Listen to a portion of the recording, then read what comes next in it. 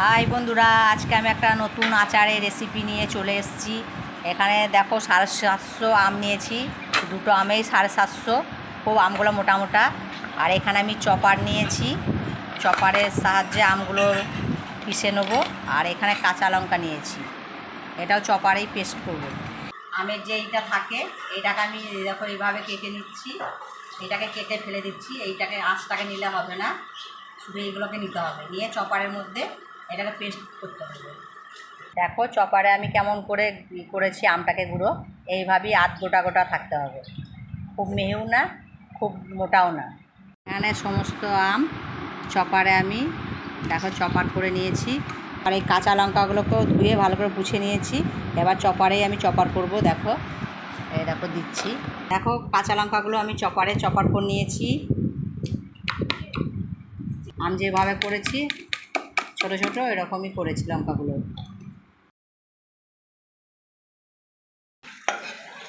ভালো করে ভেজে নেব। যে 5 ফোড়নটা থাকে সেই 5 ফোড়নটা অল্প একটু নিলাম, দিয়ে সবই একসঙ্গে ভালো করে ভেজে নেব। একটা থালার মধ্যে ঢেলে নিয়েছি ঠান্ডা করার জন্য। এবার আমি অল্প কালো সর্ষে নেব আর সাদা সর্ষে, দুটো সর্ষেই একসঙ্গে মিক্স করে নিলাম।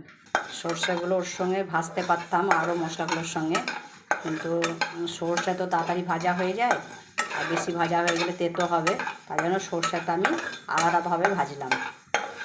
আমার সর্ষেগুলো ভাজা হয়ে গেছে, এই দেখো ফুটতে লেগেছে সর্ষেগুলো, তার মানে আমার ভাজা হয়ে গেছে। এবার আমি নামিয়ে নেবো সর্ষেটা। আমি এই দেখো সব ভেজে নিয়েছি, কালো সাদা সর্ষে 5 ফোড়ন ধনে জিরে সব ভেজে নিয়েছি। এবার মিক্সিতে আমি এটা পিষে নেবো ভালো করে। এখানে আমি কড়াইয়ে দেখো 150 গ্রাম তেল নিয়েছি। তেলটাকে আমি ভালো করে গরম করে নেবো, ফুটে উঠলে তেলটাকে পুরো ঠান্ডা করে নেবো।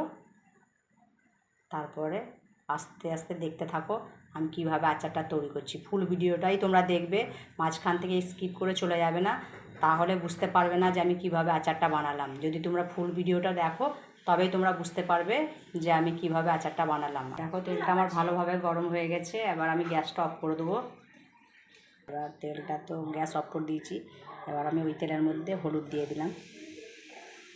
আমি মিক্সিতে দেখো সব মশলাটা ভালো করে পিষে নিয়েছি। এবার আমি উপর দিয়ে মশলাগুলো দিলাম অল্প, তারপরে অল্প তেল দিলাম, দেখো দিয়ে মিশাবো, অল্প অল্প করে দেবো আর মিশাবো।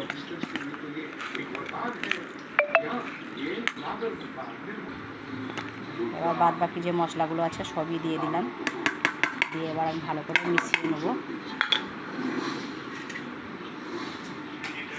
তেলটাও দিয়ে দিচ্ছি, বাদ বাকি যে মশলাগুলো আছে সব দিয়ে দিলাম।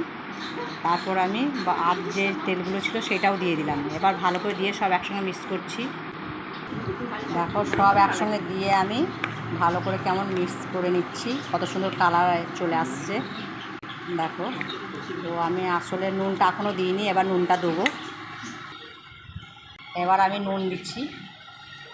আর এখানে তোমরা অবশ্যই ভিনিগারটা দেবে, কারণ ভিনিগার দিলে তোমার আচারটা নষ্ট হবে না, পুরো 1 বছর থেকে যাবে। আর তোমরা যদি মনে করো যে অল্প বানিয়ে বানিয়ে খেয়ে নেবো, তাহলে না দিলেও চলবে, কিন্তু তোমরা যদি 1 বছর রাখতে চাও তাহলে অবশ্যই ভিনিগার দেবে। তো সব একসঙ্গে ভালোভাবে মিশিয়ে নিয়েছি, কত সুন্দর কালার এসেছে তোমরা দেখো।